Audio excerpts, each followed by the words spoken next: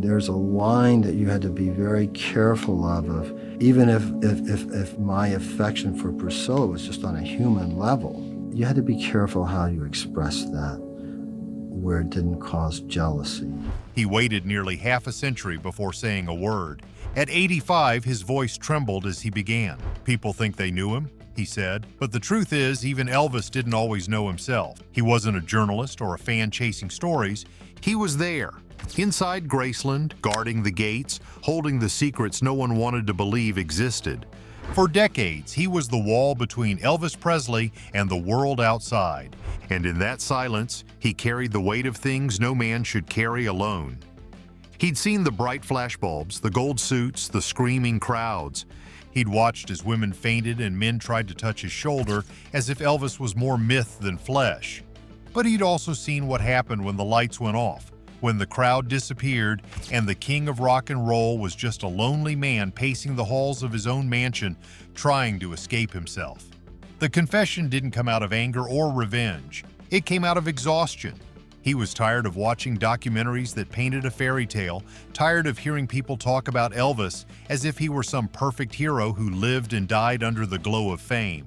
Because the truth, he said, was far darker and far more human.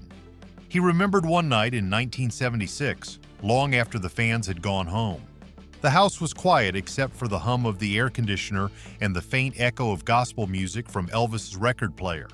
The bodyguard walked down the hall to check on him, as he did every night. Elvis was sitting on the floor, cross-legged, surrounded by old photographs. His mother Gladys, a young Priscilla, and Lisa Marie as a baby. The look in his eyes wasn't that of a superstar. It was the look of a man haunted by something he couldn't name. "Boss," he whispered, "you all right?" Elvis didn't answer right away. He just stared at a photograph, then said softly, "They all think I'm happy. But they don't see what's in here." He tapped his chest. "They don't see what's rotting." That was the moment the bodyguard realized something was wrong. Something fame couldn't fix. Elvis had everything the world could offer. Cars, women, power, a palace built out of music and myth. But he also had nothing that mattered. He was surrounded by people, yet utterly alone. The bodyguard tried to change the subject to lighten the mood, but Elvis stopped him. "You ever wonder," he asked, "what happens when the dream turns on you? When you become the thing you were trying to run from?" It was a question that hung heavy in the air, and for years the bodyguard couldn't forget it. He'd seen stars rise and fall, but Elvis was different. The closer people got to him, the more they tried to pull something from him. His attention, his fame, his money, his light. And every time they did, a little more of him disappeared. He began to build walls, not of brick, but of pills, sleepless nights, and unspoken grief. The bodyguard said he could see it happening like a slow-motion crash. The man everyone called the king was crumbling behind his own crown. Still, he stayed loyal. He told no one. Even when tabloids printed lies and family members leaked secrets, he kept his silence. Because back then, silence was loyalty. But silence also became guilt. Every time he heard another rumor, another exaggerated story, he'd feel the same ache because he knew the truth was worse than the gossip. He'd wake at night hearing Elvis's voice, the same voice that once shook stadiums, now slurring in pain, asking for peace. Sometimes the memory of those final months felt like a ghost pressing on his chest, and for years he couldn't decide whether he'd been protecting Elvis or protecting himself from the truth. When he finally spoke out, the words came slow, like someone afraid to break a spell. He said Elvis wasn't a monster or a saint. He was both, and neither. A man trapped between who he wanted to be and who the world demanded he stay. And once the spotlight hit, there was no way out. The old man's eyes welled up as he spoke. "I loved him like a brother," he said, "but love can't save a man from himself." He looked down, shaking his head. "All these years I kept quiet because I thought telling the truth would destroy his image. But maybe the real tragedy is that the image destroyed him first." Then he paused, and with a trembling breath he said the line that would silence the room. "He wasn't the man you think." And maybe deep down he never wanted to be. The confession wasn't sensational. It was mournful, like a man releasing a ghost he'd carried too long. And as his voice faded, it became clear this wasn't just a story about Elvis Presley. It was about every man who's ever built an empire, only to find himself locked inside it. He said Graceland wasn't a mansion, it was a mirror. Every hallway, every gold curtain, every room filled with laughter 1 minute and silence the next. It reflected Elvis back to himself, over and over, until he no longer recognized the man behind the reflection. The bodyguard remembered how mornings started quietly. Elvis would wake late, moving slow, his eyes hidden behind sunglasses even indoors. The world saw the rhinestones, the swagger, the king-sized grin. But behind those glasses there was exhaustion, the kind that doesn't come from lack of sleep, but from carrying a world that never stopped wanting something from you. He'd walk into the kitchen, sometimes still in his robe, humming a gospel song under his breath. Music was his medicine, but even that began to change. The songs that once lifted him up started to sound like prayers that never got answered. There were days when the house felt alive, laughter echoing through the halls, Memphis Mafia friends cracking jokes, the smell of barbecue filling the air. But it never lasted. Fame was a tide that pulled everyone away eventually, even the ones who promised to stay. The bodyguard said there were two Elvises, the one the world adored, charming, generous, funny, and the one only those inside Graceland saw. The second Elvis was restless, unpredictable, full of sudden bursts of kindness followed by long hours of silence. He would give away cars to strangers, buy jewelry for staff members, then disappear into his room and not come out for a day. He didn't do it for attention. He did it because giving was the only way he still felt control. He couldn't control the headlines or the people who loved him for the wrong reasons, but he could give. He could still decide who smiled. Some nights he'd walk the halls long after midnight, barefoot, with a Bible in one hand and a stack of old records in the other. He'd play gospel, stand by the piano, and ask the bodyguard, "You ever wonder if God still hears me?" The question hung heavy. Nobody knew how to answer. He'd talk about his mother a lot, how she used to sing hymns to calm his nerves before a show, how he promised her he'd never lose himself. But somewhere along the way, he did. The fame that had made him a god also stripped him of being human. There was one night the bodyguard never forgot. Elvis was supposed to fly to Vegas for another show. Instead, he sat in his bedroom for hours, refusing to leave.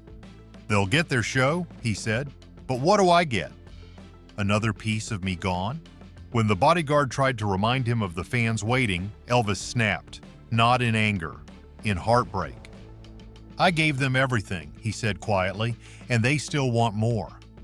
He wasn't bitter toward the fans. If anything, he pitied them. He once said, "They don't come to see me anymore. They come to see what's left of me." The bodyguard described it like watching a man slowly split in two. The performer kept going, smiling, bowing, giving his all. But the person underneath was fading, night by night. Pills helped him sleep. Pills helped him wake up. It became a cycle no one around him dared to stop. They were afraid, not of Elvis, but of losing their place in his orbit. Still, the bodyguard stayed. Not because of money, not because of fame, because he believed someone had to protect what was left of the man behind the myth. He tried to talk to him, to pull him back, but Elvis would just smile that half smile and say, "You don't fix something that the world already broke." And that was the truth that burned deepest. The world didn't destroy Elvis overnight. It did it slowly, with love, applause, and expectation. The same things that made him legendary were the things that left him hollow. The bodyguard said that in those final years, Graceland began to feel less like a home and more like a stage that never went dark. Every laugh felt rehearsed, every smile cost something. He could see it in Elvis's eyes, the flicker of a man who wanted to be remembered, but not for what he'd become. And yet through it all, there were moments, rare and fleeting, when the real Elvis still broke through. Sitting at the piano at 3 a.m., playing Unchained Melody just for himself, whispering to no one, "I used to love this song." Then he'd look up at his bodyguard and say, "Don't tell anyone you saw this." The man nodded, just like always. And as he turned to leave, Elvis added softly, "Promise me something. When they ask who I was, tell them the truth, not the legend." That night, the bodyguard didn't sleep. He knew what the truth meant, and that someday it would break the world's heart. The secret he swore to take to the grave wasn't about fame or women or the drugs everyone loved to whisper about. It was something far quieter, far heavier. He said it began one night in late '76. Elvis had just come back from a show, drenched in sweat, exhausted but restless. The house was dark except for a single lamp in the den. The bodyguard had been about to leave when Elvis called him back. "Sit down," he said. "There's something I need to tell someone before it eats me alive." He spoke slow, his voice low, almost childlike.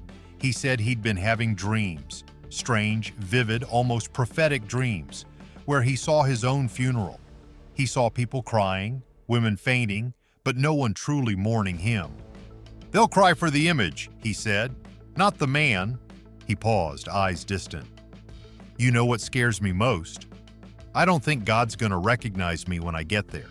The bodyguard thought it was just exhaustion talking, but Elvis didn't laugh it off. He leaned forward, elbows on his knees, trembling slightly. "I've done things, man.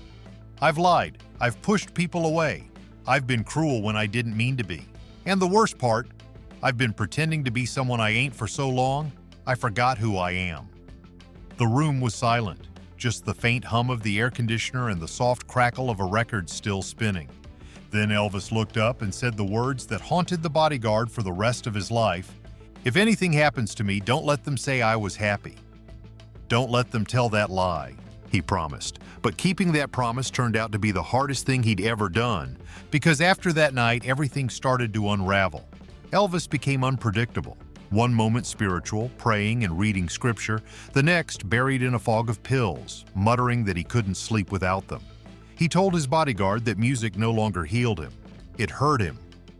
"They don't listen to the words anymore," he said. "They just listen to the legend." Sometimes, in the middle of the night, Elvis would wake him and make him sit at the edge of the bed while he talked. Not about fame or women, about fear, about feeling like God had taken his gift back and the only thing left was the noise of the crowd, pretending he was still the same man. Once he asked, "Do you think people can die from loneliness, even when they're surrounded by love?" The bodyguard didn't know how to answer. Elvis smiled sadly. "I guess I'll find out." That was the last real conversation they ever had. After that, the distance grew. The laughter became forced. The shows became mechanical. And when the day finally came, August 16, 1977, the man who had guarded him for years stood frozen at the gates of Graceland, unable to move. He remembered the promise, the words. "Don't let them say I was happy." For decades, he kept that secret. He told no one about the late-night confessions, the fear, the cracks behind the legend. He let the world believe in the fairy tale because, in a way, that's what Elvis wanted. To protect the dream, even if it meant burying the truth. But years later, the guilt began to eat him alive. He'd see documentaries showing a smiling Elvis laughing with fans, described as the man who had it all. He couldn't take it anymore. He'd whisper to himself in the quiet, "That ain't the man I knew." The man I knew was tired. So when he finally broke his silence at 85, his voice wasn't angry. It was grieving. He said Elvis's biggest enemy was never fame or drugs. It was loneliness, the kind that hides under applause and gold records. He said he wanted peace, not glory. And I failed him because I helped hide the truth. He wiped his eyes and said something no one expected.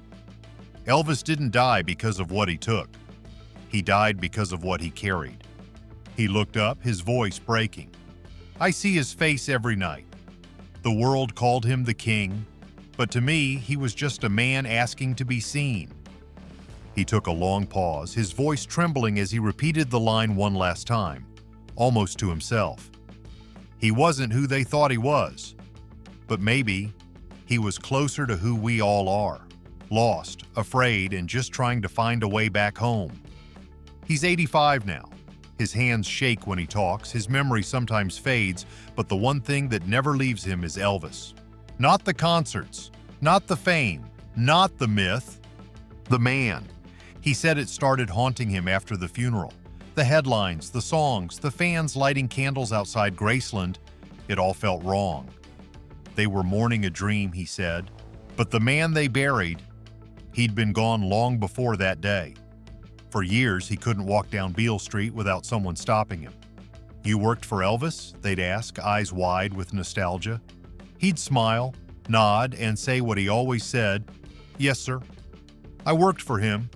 But what he wanted to say was, "I loved him, and I failed him." He tried to move on, but the world wouldn't let him. Every anniversary, every movie, every impersonator felt like a reminder of the truth he'd buried. The truth that Elvis Presley wasn't just destroyed by fame, he was consumed by it. And silence, once his way of staying loyal, had turned into a chain he couldn't break. He stayed quiet through the decades. When books came out accusing Elvis of cruelty, he stayed quiet. When others painted him as a saint, he stayed quiet. But inside, it ate at him. The truth was, neither. Elvis wasn't cruel or saintly. He was simply human. And that, he believed, was the part people deserved to know. He said he'd planned to die with the secret. But time changes a man. Losing his friends, seeing the Memphis Mafia fade away one by one, he realized there would soon be no one left who truly knew Elvis. No one who could tell the world who he was without the glitter. So he decided to speak, not to sell a story, not to chase attention, but because the truth, no matter how painful, was the last gift he could give. He said the hardest part wasn't remembering what Elvis did, it was remembering who he was. He wasn't trying to be the king anymore, he said softly. He was just trying to be understood. He recalled the last time he saw him alive. Elvis was pacing, anxious, tired. He told the bodyguard he felt like he was walking through his own ghost. "They want the king," he said, "but the man's gone." Then he laughed, that same boyish laugh that once filled entire stadiums. "Maybe that's the price, huh? You give them everything and they take the rest." When the old man tells that story now, his voice trembles. He wasn't bitter, he says. He was scared. Scared that the world would remember the jumpsuits, but forget the soul. He takes a deep breath before finishing his confession. "That's why I'm talking now. Because people turned him into an idol. But idols don't bleed, and Elvis did." There's a long silence after that. You can almost hear the weight leaving his chest. He says he doesn't want sympathy. He wants understanding. Elvis wasn't a myth. He was a mirror. Every man who ever got lost trying to be what people expected, that was him. He carried all our contradictions and broke under their weight. The room goes quiet again before he says the line that defines everything. He didn't die in that bathroom. He died the moment he realized the world loved the crown more than the man who wore it. He looks down, his eyes watery but calm. "All my life, I kept calling him boss. Even when he was gone, I still called him that. I guess I always will." And then with a faint smile, he adds, "People ask me if I still believe in him. I do, because for all his flaws, he never stopped trying to love the world, even when it stopped loving him back." He leans back, tired but at peace. "I told you the truth," he whispers, "not to change what you think of Elvis, but maybe to change how you see the man behind the name." And as his words fade, it's clear this isn't just a confession. It's a goodbye, not to Elvis Presley, but to the myth that stole his humanity. Because sometimes the loudest act of love isn't applause, it's telling the truth, even when it breaks your heart to do it. If this story moved you, share it. Because legends don't live forever. Only truth does. Elvis wasn't just a king. He was proof that even the brightest lights can burn too hot. And maybe by remembering the man instead of the myth, we finally give him peace.